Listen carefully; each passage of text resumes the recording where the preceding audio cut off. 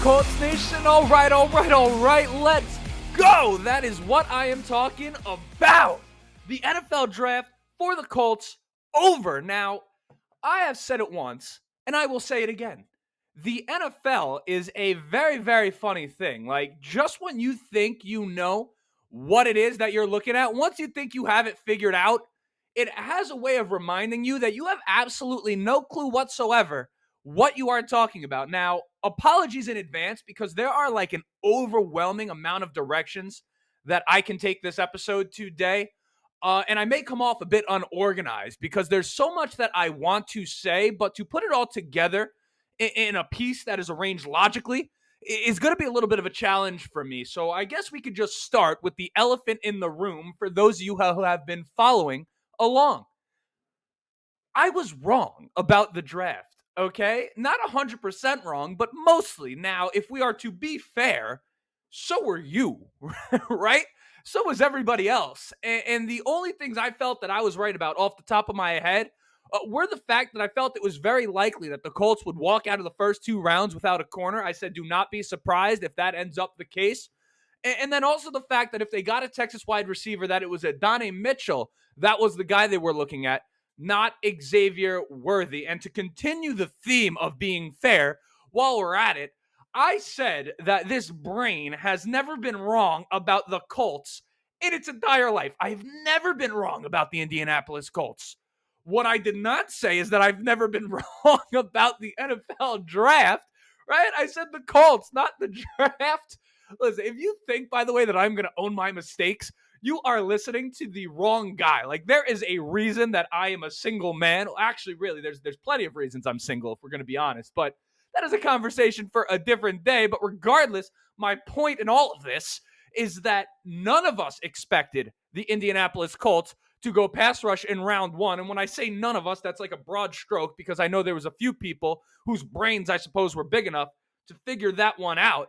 Now, I just did not expect that, right? And to say that my initial gut reaction was, well, I don't know, excited that they went with that in the first round would be a little bit of a lie. But now that I've sat on that pick a little bit and I've watched a little bit more film on Latu and dove into him and what he's all about, I have successfully convinced myself that that was an awesome move by Chris Ballard and the Indianapolis Colts. And not for anything, before we even get into all of this, let's just admit something and then make a vow moving forward. All of us together, let's have a unifying moment. Say it with me, okay? We will not trust Pro Football Focus's mock draft simulator anymore, at least as far as draft positions go, because I know I did the same thing that most of you guys did, and maybe some of you will admit it, maybe some of you will not. Now, that's not to say that I didn't watch the guys that I was talking about. I absolutely did. But if you're anything like me, which I know you are, you just deferred to the positions on Pro Football Focus when trying to project who was going to go where, right? And from, it's just the draft never goes really the way that you expect it to. This one was no different, right? From Michael Penix going to Atlanta to Adonai fucking Mitchell getting to the Colts. By the way, to trade back and still get Adonai Mitchell, it was nothing short of absolutely genius. We'll get into that in a bit more detail shortly. But my point, the draft was completely different than any mock draft that you looked at. And I think it has a chance to be Chris Ballard's best draft class ever. And no, I'm not just saying that reaction. Well, maybe I am. I don't know. But I feel really, really good about it. Now, of course, they got to go out there and play. And some things have to go their way. But that is always the case, right? But it's one of those ones that we are going to look back on. And you just, how do I put it? You think about all the things on the line for Chris Ballard in Indianapolis right now. All the people calling for his job, whether justified or not, really not the point. But to go with an unexpected pick like that in the first round, to troll the Colts media in his pre-draft press conference, and to essentially neglect the corner position, which many people viewed as the Colts' biggest need. Now, in all fairness, I did not view that as their biggest need, even though I do think that they could use a little bit of help there. It's one of those things where it's going to potentially determine his job this draft. And to go out there and draft Latu as opposed to what many would think would have been the more conventional pick, it's something to be seen, and it's something we're going to look at, right? Like, I like him as much as anyone, but his stubbornness and steadfastness in his philosophy is confident at best, but it borders on arrogance, right? But on the other hand, you can make the argument that the Colts have been a quarterback away from being a really big time football team for quite a period of time now. And most of us think we have that guy. So I wanted today give my reaction primarily to Laiatu, Latu, and Adonai Mitchell, at least as far as like the individual player goes, right? Because and them as players and what they bring to the table, as well as give my takeaways, my initial thoughts, all of that stuff on this draft in a more holistic sense, like what it says about our team, the direction that we're going in, some of the players that we have, some of the units that we have, Chris Ballard, et cetera, right? I do plan to dive deeper into the other guys in the draft as the week goes on. But as it goes right now, I have a very surface level of knowledge on these guys, and I just want to make sure that if I'm going to sit here and talk about what they bring to the Indianapolis Colts, that I have a firm handle on who they are as players. And I'll try to give you what I can on them today. But before we do that, you know what it is? I got to introduce myself. My name is Justin. This right here is the Riding the Bench Colts podcast. As always, I ask anyone enjoying, go ahead, shoot it a like. It's going to help me get out to as many Colts fans as humanly possible. Audio listeners, 5-star review would be appreciated. If you're enjoying the show, if you're not, don't leave a 1-star review. Just shut the damn thing off. I mean, what the heck are you doing? Don't you have better things to do? We're trying to get to 3,000 subscribers over here on the channel by the upcoming season. We're nowhere close, but 2,400 would be a good start. If you keep coming back, you're enjoying the show. Perhaps you're here for the first time and you're enjoying what I'm putting out right now.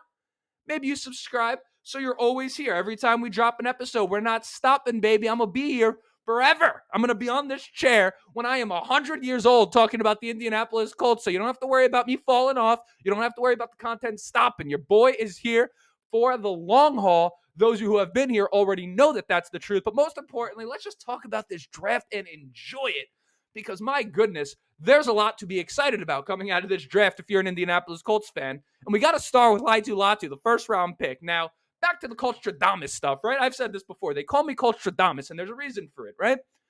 I did, when the Texans got Stephon Diggs, mention the idea of the Colts drafting a pass rusher as like a counterintuitive yet viable idea to help mitigate what it is that the teams like the Texans bring to the table. But again, let me be very clear, because I don't want to make it like it's something it's not. By the time the draft had come along, I did not expect them to do that. But in hindsight, I don't know why I ever even fell back off of that idea. We know how Chris Ballard likes to build his teams from the inside out. And there is nothing the Colts have done on draft day, or there's nothing they could have done on draft day to make us feel good about how our secondary matched up with, let's say, the Texans, with a Nico Collins, with a Tank Dell, obviously with a Stephon Diggs, especially with C.J. Stroud throwing the football. But at the same time, if that is true, you also have to think about the fact there is nothing in this league that is going to throw a quarterback off his game like a strong pass rush. Even the best secondary in the world can only cover for so long. But a pass rush, the receivers can't get the ball if the quarterback is on his ass before the play ever develops, right? And to double down on a strength, if you are the Indianapolis Colts, is not a bad move. Like, the Indianapolis Colts are much closer to having the best pass rush in football than they are to having a high-end elite secondary, right? And Latu might be the piece that puts them over the top. I mean, Ballard in the scouting department had him pegged down as their best defensive player in the draft, and they went on to get him at number 15. So you think about that piece that the Colts did on the draft in the room. I forget exactly what it was called, the draft day or something like that, or whatever it's called. You guys know what I'm talking about, behind the scenes type stuff. And Ballard had that quote in there where he's like, I think he might make it to 15. He was talking about Latu. And then in the press conference before the draft, he was saying you're going to see a lot of offensive players go in day one, or rather in the early first round. He's talking about this guy. Well, okay, fair enough. If Chris Ballard and the Colts are right about him, the Colts, who were top 5 in the league in sacks last year on the defensive side of the ball, keep in mind, they did that as a unit, right? Like, they're missing that guy that opposing offenses have to just account for day in and day out. And those guys don't, by the way, grow on trees. But those guys like the Bosas, like Khalil Mack in his prime, Von Miller, etc. Max Crosby, who Shane Steichen has been pretty open about the fact that he likes quite a bit. That guy that is a game record to the point where you cannot lose track of where he is.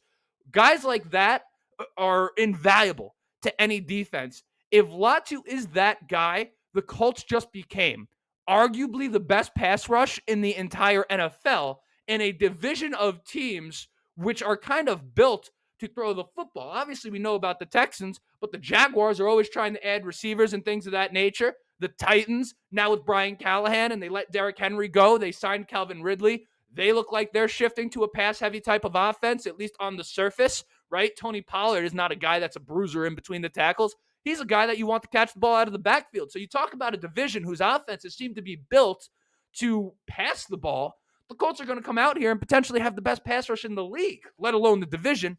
So, that is something to be very, very excited about. And if it plays out that way, I promise you this. Here's Colt Stradamus making one more appearance for the episode, okay? You will not be talking about this secondary throughout the season if the Colts pass rush plays like I think it could. And last year, I was one of the only people that was high on this pass rush coming into the year. The corners and the secondary players that we have right now are only going to get better. They were young. Corner is arguably the hardest position in all of football outside of the quarterback position. And I think these guys are going to be just fine, at least on the outside. The safeties we're going to have to see, obviously still pending to see what we do there. But we did not have a coverage issue as a team last year, like a play-to-play coverage issue. We had a big play issue. Second most explosive plays allowed in all of the NFL. I thought the secondary looked all right for the large chunk of many, many games, but we would just have these huge plays in moments where we could not have these huge plays. Not that there's ever a good time for that to happen, but you had an average secondary that was made to look far below average, in my opinion, just because they kept getting beat over the top. That's what it was. Now, back to the defensive line. You got Charlie Partridge in here, Robert Mathis. They're going to have a lot of fun coaching this defensive line. Like, it was already talented, but now you add Latu, who has a pro-ready bag of pass rush moves now. Like, compared to Kwity Paye as a prospect, because I know some people are looking at this and saying, well, we drafted Paye in the first round. That didn't do anything. These guys are different prospects, okay? Paye, when he was drafted, was a tools guy, a physical intangibles guy that they thought can develop with the right coaching into something special. Now, that did not work. This pick is obviously an admission of the fact that he did not develop into that. Latu, on the other hand, is a guy who is a skilled pass rusher who really does it at a level that's like an experienced vet right now, right? So he's already better than Kwity Paye in the pass rush department. And I did say before the draft that Kwity Paye may be a trade candidate on draft day and moving forward. I think this pick is proof that at minimum, his days in Indianapolis are numbered. He's not a bum by any means. I don't want to come down. I'm not trying to give Kwity Paye a hard time. He's a good football player, but he is not what we drafted him to be. We drafted him to be a premier pass rusher. Right now, he's averaging that department at best and can get stuff done in the run. So, I have no problem with Kwity Paye being on the team this season. I'm just not sure by the midway point in the season what the advantage is in the case that they don't pick up his fifth-year option on May 2nd, which you have to assume is the case. Then again, with Chris Ballard and the way he loves the defensive line, you never quite know.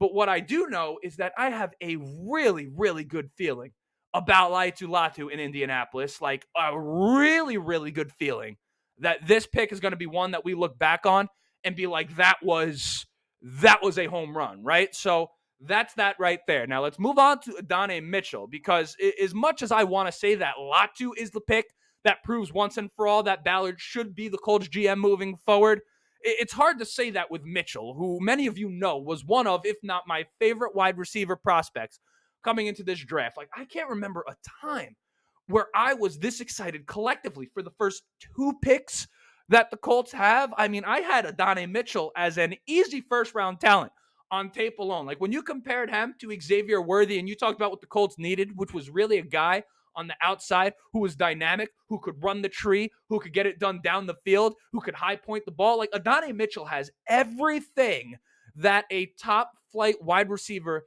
in this league has, from the athleticism to the route running to being able to make catches in traffic. I mean, Mitchell has everything you would want him to have. And then Chris Ballard to go in that press conference afterwards and just drop the pipe bomb of pipe bombs. For those of you who are wrestling fans, he was out there like CM Punk, CB Punk, right? Ballard, CB, Chris Ballard, point being, whatever. That joke was not that great. It's neither here nor there.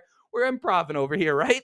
The point is that Mitchell, man, what he brings to the table, Colts Nation is going to fall in love with this guy as a player. I love Chris Ballard going to bat for young players in this league because I have said it a couple times. I don't say it all the time, man, but these guys are young. They are so young, and it's easy to forget because we're watching them on the screen. These guys are 20 years old, 21 years old, 22 years old, okay? Think about yourself when you were that age, man. Mitchell, from what I gathered in the press conference, and the hardest thing, by the way, as someone like us in the pre-draft process to get a feel for is how a guy is as a character, right? Like to understand who he is as a person. It's really hard to figure that out unless like you don't have a job or something, like to really have a good handle on that, right? But to listen to him talk, man, just all business coming out of that, man, I really just like, oh my goodness, like an easy first rounder off of tape alone. So to get him is amazing. But then to trade back and still end up with him, I mean, that is phenomenal. Like, how the hell did Chris Ballard know that? I'm sitting there and I'm like, well, okay, that's either dumb luck or he knew exactly what it was. And then, of course, I go back and look at the draft and the board and the teams that were drafting before I come to record today and check this out. So the Colts are drafted at 46. Okay, the Panthers trade up for a running back. You know that they just drafted a receiver, so they're not in the market for Mitchell. The Giants drafted Neighbors. They're not going receiver again. The Jaguars drafted Thomas. They're not going receivers again. And then the Bengals, they have Chase and Higgins, who by all counts doesn't seem like he was going to be traded. I think the Bengals are going to really force him to hold out on that front. So, okay. The Commanders, they've got receivers. The Steelers, they were able to get rid of Deontay Johnson because they felt they had receivers. So you're looking, you said, well, he traded back because if Mitchell was going to be there at 40, he was going to be there anyway. And when the pick came on the clock, it was immediate. And I knew, I said, holy crap, they just got Mitchell. And I'm watching, I'm at work, right? I work Domino's part-time. For those of you who don't know, you got to love New York. A full-time job can't get it done over here, right? But I'm watching Zaire Franklin on silent. So I'm like playing the lip reading game, right? And man, like I saw him say Adonai Mitchell and before they came up on the screen, and I'm celebrating. I had no one to share the moment with, and I was just freaking out. I mean, that pick just sent me into a frenzy. So really, I mean, where do I even go? What do I even say about this, right? It's let me gather myself here for a second. Stick with me. Mitchell has a chance to be an immediate impact player on the offensive side of the ball, right? And you take that into account. Shane Steichen and what we know he brings as an offensive mind. Anthony Richardson, Jonathan Taylor, an offensive line as a starting unit that is to die for. Michael Pittman Jr., Josh Downs, Alec Pierce as the fourth receiver in this offense, which I think is his better fit. I think he's a good player. Well, I don't think right, having him as your guy on a Sunday on the outside, that's not Michael Pittman Jr., right? I'm sorry, I didn't mean to shit on Alec Pierce right there. My point, though, is that I'm trying to paint the picture of the offense. Guys, forget about the Houston Texans. I think there's a chance that it's in plain sight and quite obvious when you just think about everything I just said. I think we're looking at the best offense in the AFC South. Call me crazy. I think that offense has a chance to be the best offense in the AFC South. And then you take the best offense with the best pass rush potentially in the league, let alone the AFC South. I don't want to get ahead of myself here, guys, but my early feel is do not sleep on these Indianapolis Colts. If anyone shouldn't sleep on this damn team, it's the fans, and I'm tired of seeing it. Do not sleep on this team right now. They're right there.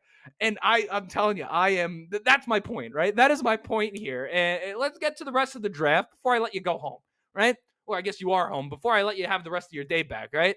The depth on the offensive line that they went for was something that I expected. Actually, that was another thing I was right about. Okay, I was about 20% right on the NFL draft. I could live with that. The Colts making sure that if Anthony Richardson ends up hurt, it won't be because they did not protect him up front. It is a move I love to see them do. Right, especially obviously after Andrew Luck, whatever. Not that that was ever Ballard's fault because the first thing he had to do was protect Andrew Luck when he came in, and he did. But you have one of the top starting units in the league on the offensive line, and Ballard himself has proven that he drafts this position not just well, but like really well, like fantastically. He drafts the offensive line. Over the past 2 years now, we've added Blake Freeland. Now we have Goncalves and Bortolini in the 4th round. You have to feel great about where the Indianapolis Colts stand up front right now, which ultimately may be the most important place to have depth. The offensive line is arguably the most important unit on the field. When you forget a standalone position, when you talk about the unit, like everyone, because we're all fantasy football people, get excited about the idea of having receivers and all these fast guys, these guys that pop off the screen. Chris Ballard is right in this. The game is won in the trenches. That is true. Anyone who has played football at all, at any level, you don't even have to have played at a high level, understand how people take for granted the fact that before anything that you see that is like a wow moment in the NFL happens, you have that battle up front that needs to be won.